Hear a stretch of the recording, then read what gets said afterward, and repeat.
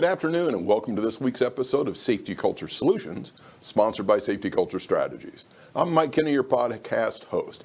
This podcast is committed to providing our viewers with insight regarding tools, techniques, and processes to assist any organization with enhancing their safety culture.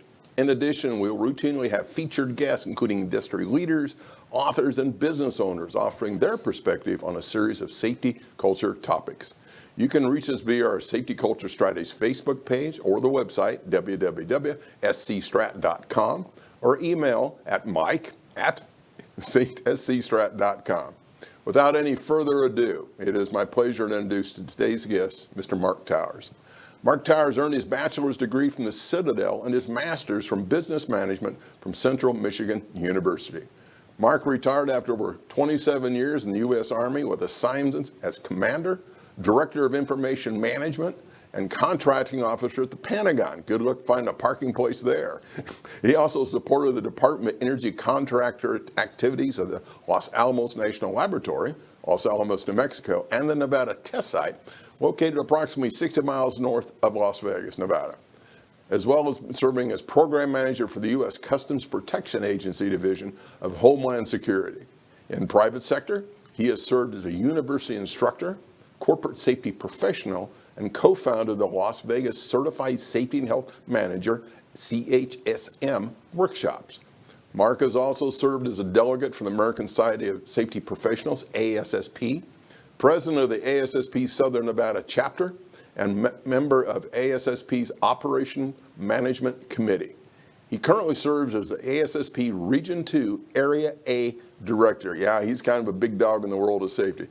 It is my pleasure to introduce our today's guest, Mr. Mark Towers. Mark, welcome to the show. Great to have you here, my friend. Thank you, Mike. It's always a pleasure to see you and spend some time together. So you can continue to kind of raise the bar of what goes on with ASSP. Can you give us a little thumbnail of just what's been going on recently with that amazing safety organization?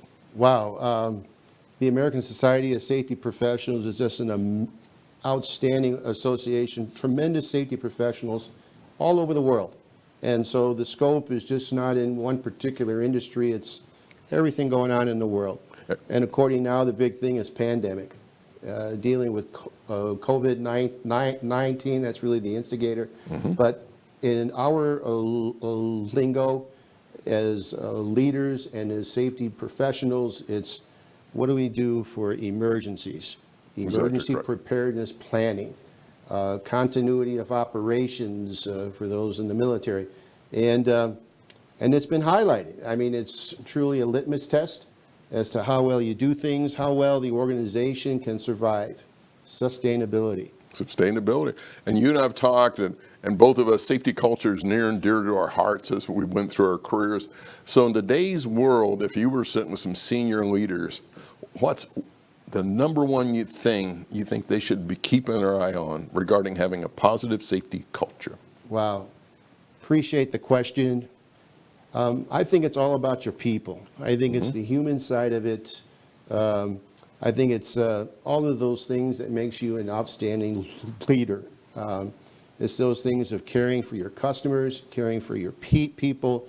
Not only that, but the perception is there that they're there for you. The team is always there, and it's intact because we're only human. And that's what a great virtue of the ASSP is.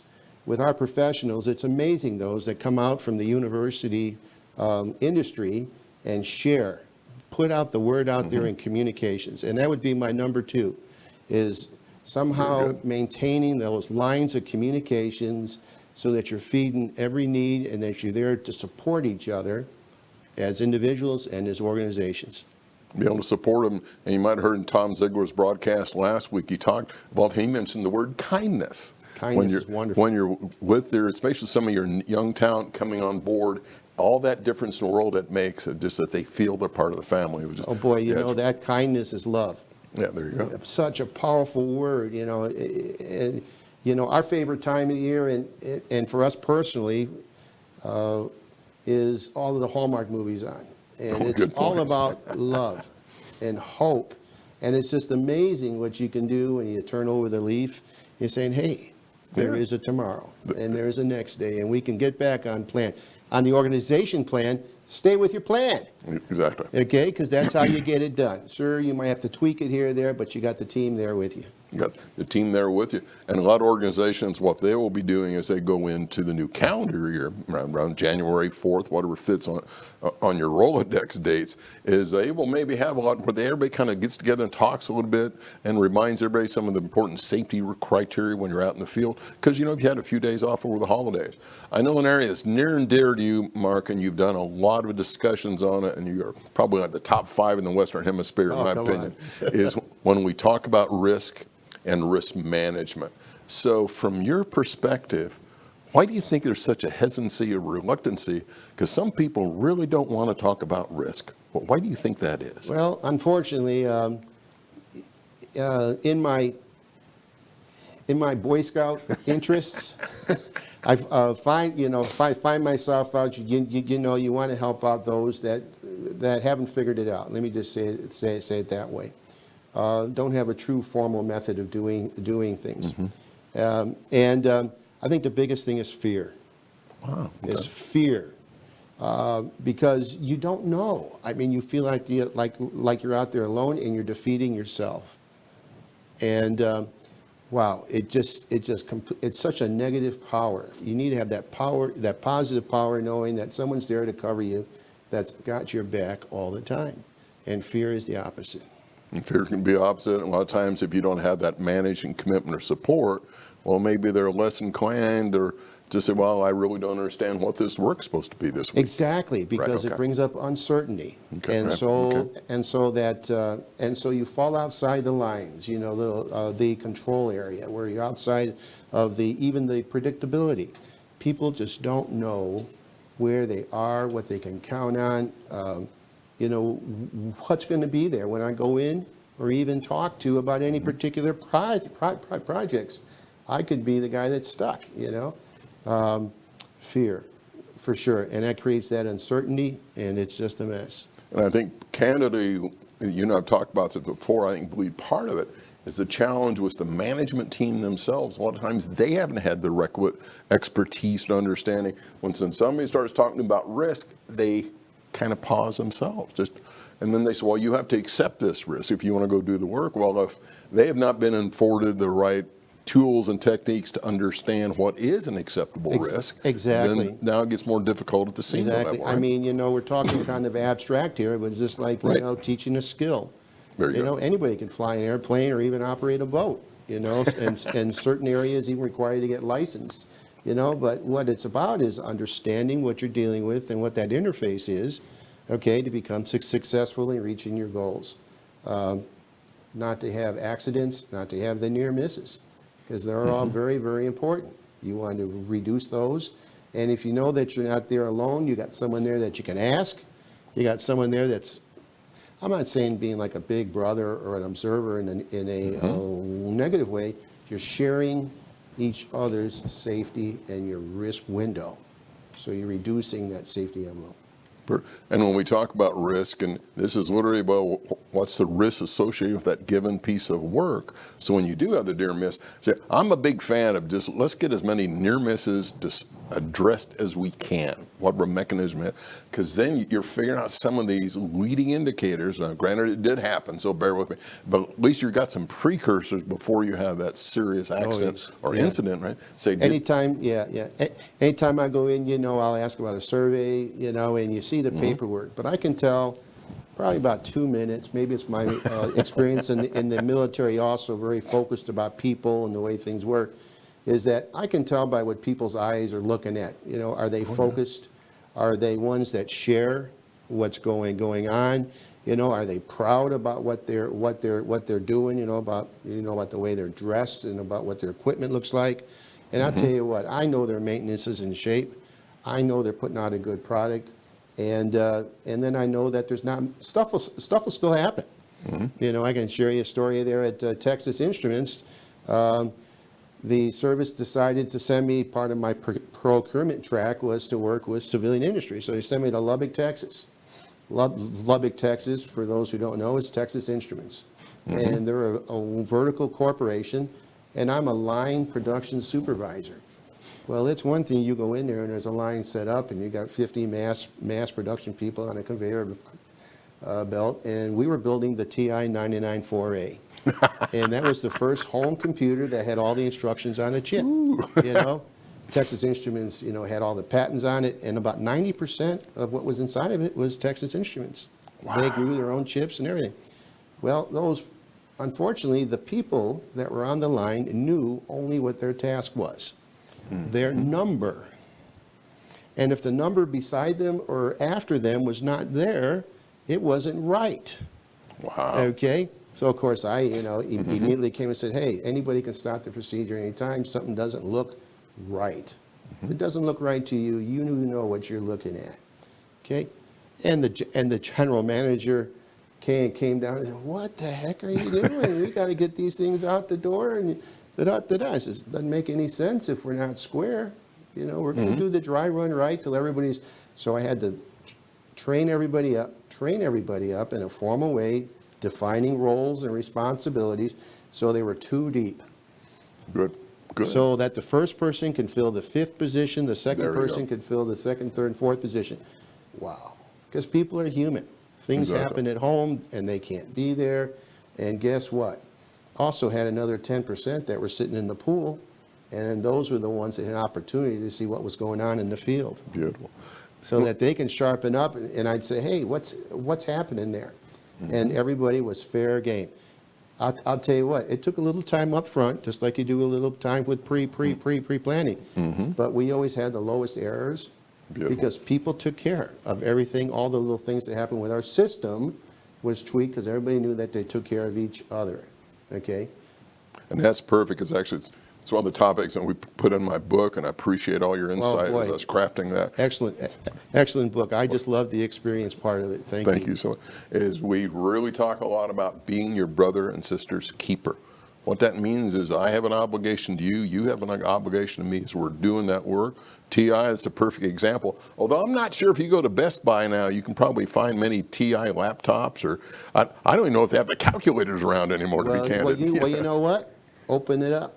Pull that cover off there. I bet Let's see, have some I bet TA. at least 40% of it will be TI on there. I guarantee it. Very, very smart marketing plan that and an advantage of a vertical corporation. Perfect. So, other than you talked about, the potential for human error, and when I talk with the organization, you and I have spoken before about it, is that there is that potential for human error. I just don't like error prone. I'm not a fan of being accident prone. Candidly, this just Mikey talking is, I think, can be a little bit of a cop out. Any organizations want to take that. I completely agree with you. Thank you. But error prone, you betcha.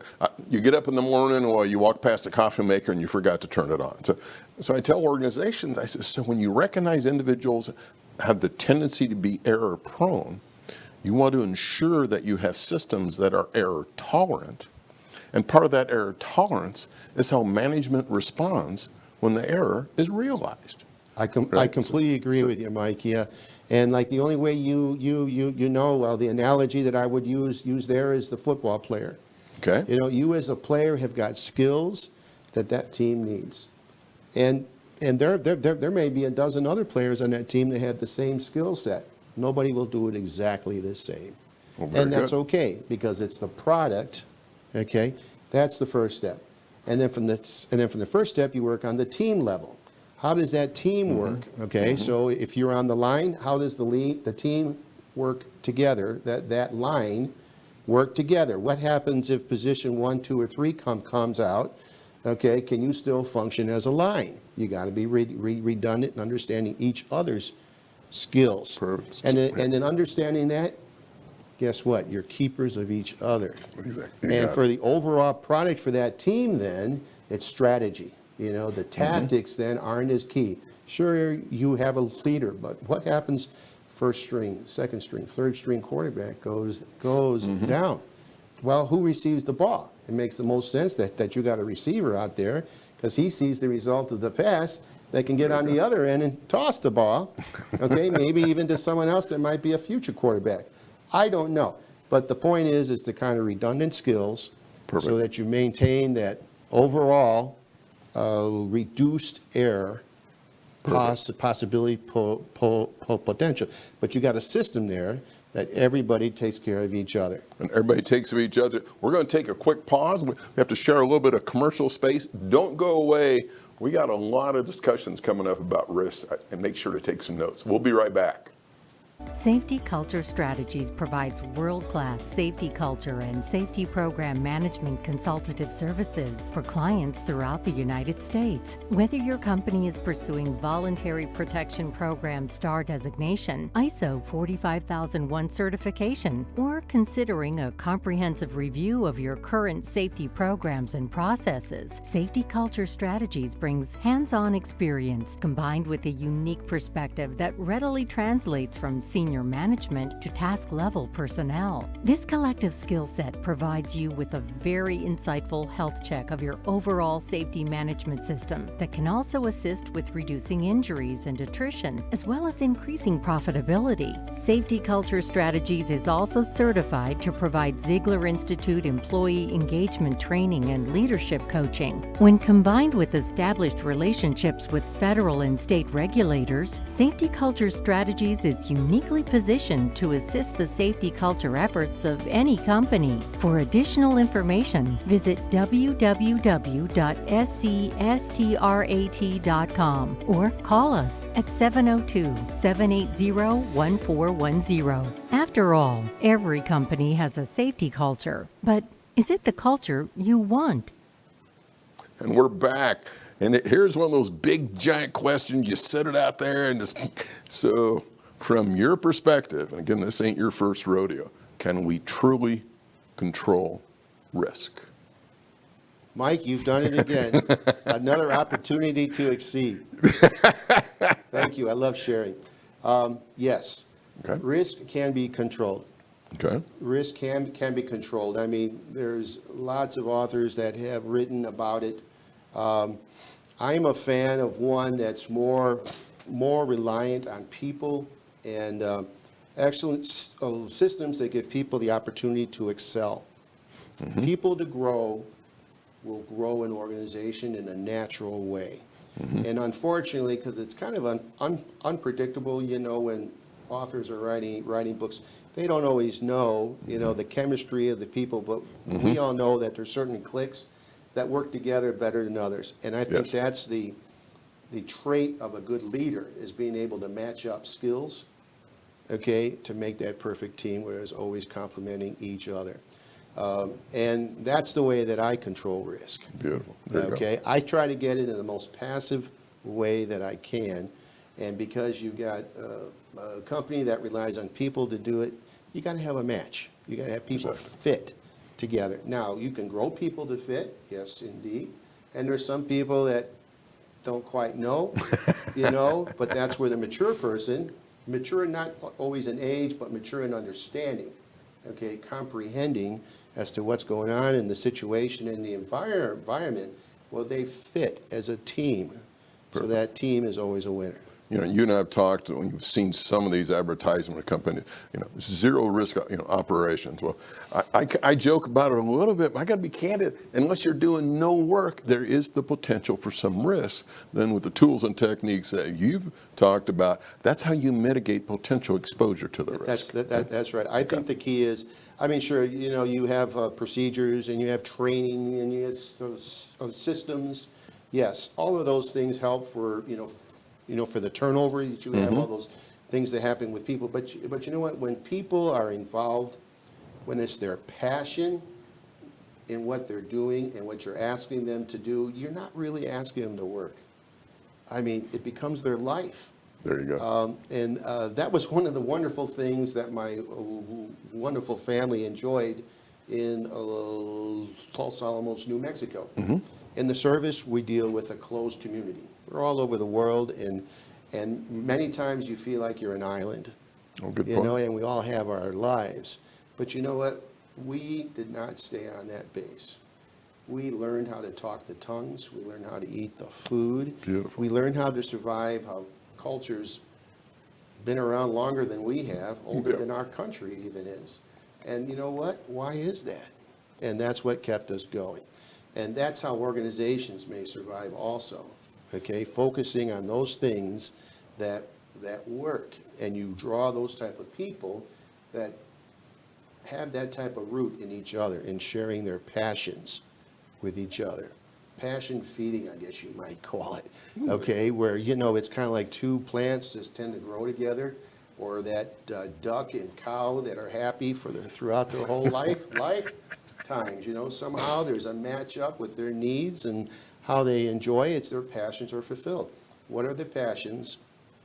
I love it. And that's how you'll control risk. Ladies and gentlemen, Mark Towers is one of the few people I know anywhere in the universe can talk risk management and get ducks and cows in the middle of it. So, but it all works. So, I'm sorry, it's all no, about that's being perfect. a leader. It's all about being a leader. I got another fun one because there is some distinct camps on this next question.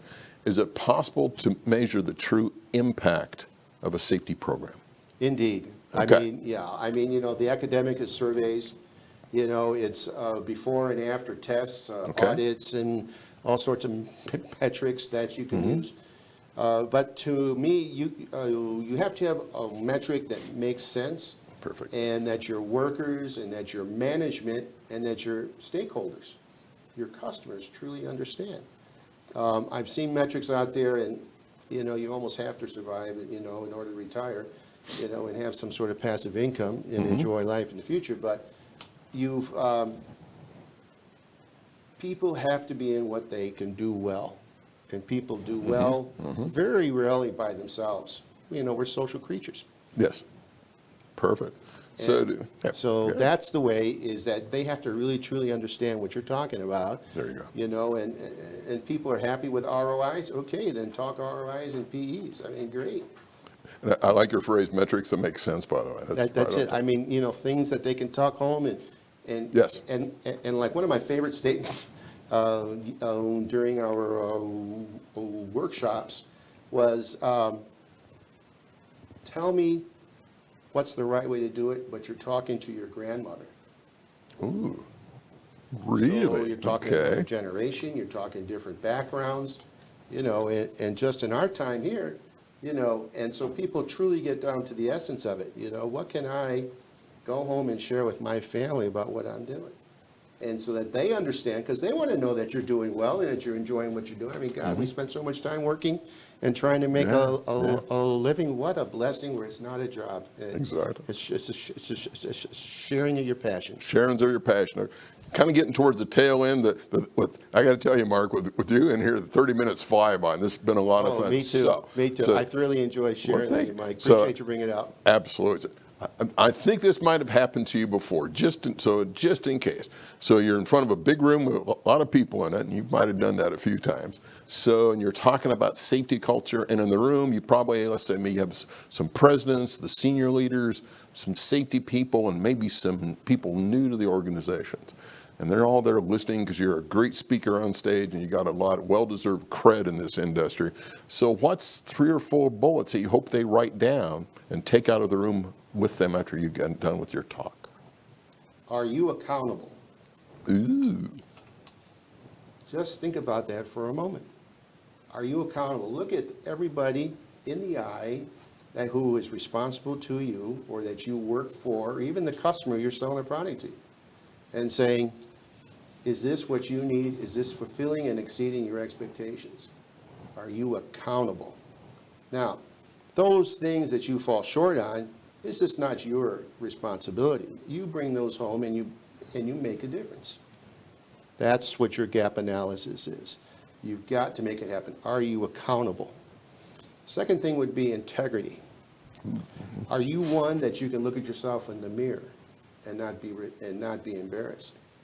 Are you one that other people will talk about and saying, made a difference in my life? Perfect. We did something better together that individually we could not do separately. We made a difference. Cool. We changed people's lives in a good way. All of these are slogans that you heard. Well, there is a difference. It's because people like to be part of this. All of us are social creatures, and that's where we're comfort. Accountability, integrity, and I would think the last one is it something that you can enjoy? Is it something that you're sharing your passion in a way that it doesn't feel like the time that you're on a clock. Wow. Okay? Is it something that you can always come back to, and it's a positive experience? The old phrase, if you love what you're doing, you'll never spend a day at work, right? You Because you have that passion. there is no job. In fact, I can share a number of mentors that I've had in my life, Good, okay. and with exception of being in the military, you know, where there's requirements, people in there, but it was a man who could not graduate 6th grade and couldn't complete a sentence, and it wasn't because he was unable to talk. He didn't have to talk. People saw the quality of a building, a home that he helped build for them, and they knew that he was the man. He never used a ruler, and he never had scrap. Wow. So he was talented and just Talented, loved you know. what he did. And if you were to call him a carpenter, he'd say, well, you might call me a carpenter, but, you know, we need to change this cabinet just a little bit because the way it is now, you're going to outgrow it. You're going to outgrow it. And so I would rather make it so that you can put a bottom drawer on there and make it a little bit bigger, or put another color on there. Just an amazing guy. Bill Barnes there in Disputanta, Virginia. What a pleasure.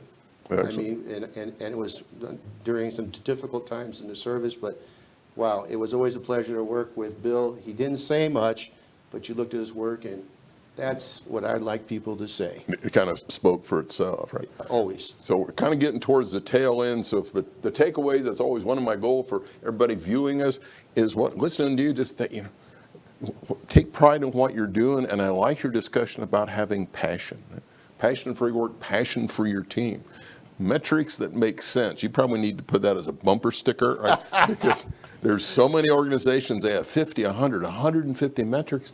And I joke with him, I says, folks, I think you might be measuring the wrong stuff. And I don't even know what the stuff is yet, but have ones that make sense, right? And this analogy you had, explain your job to your grandmother or your grandfather, right? So can you get down to those basics? Because to me, if you can communicate those, then you really kind of understand what you're doing. And are you accountable? And can you take pride in the integrity that you bring to the dance, as my granddaddy would say? Perfect. I think So, you capped it up Captain? wonderful, and Okay. I think that'll do well to our listeners. You betcha. Not only in their work, but in your lives. in your lives as well. And that's what safety is all about in my mind. You bet. You got any closing thoughts before I go to my closing remarks? Stay well and be kind. Be kind. Well, I tell you, that concludes this week's episode of Safety Culture Solutions. I want to thank our featured guest, Mark Towers, once again for being on the show and sharing his valued insight. And I'm going to understand better how to talk to my grandmother, my grandfather. Please help increase awareness of our podcast by using subscribe, like, and share buttons. Also, encourage you to send any questions you may have, topics you'd like to see addressed in future podcasts, or requests for guests, or other items of interest.